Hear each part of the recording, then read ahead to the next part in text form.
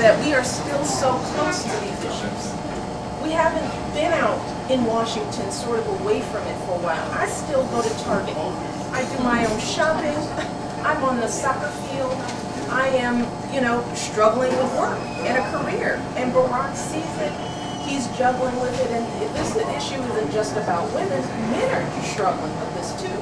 The most painful thing about this presidential run is the amount of time for Barack, is the amount of time that he misses with his girls. That's what keeps him breathing.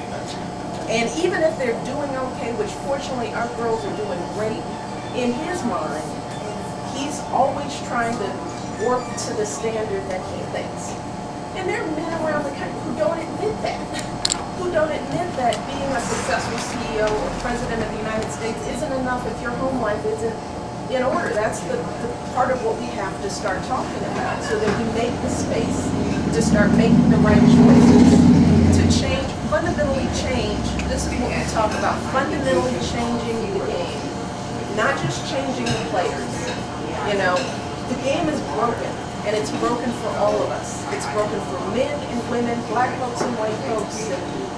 It is broken. And it's not just, what I talk about is that we don't need little change. We need really big change.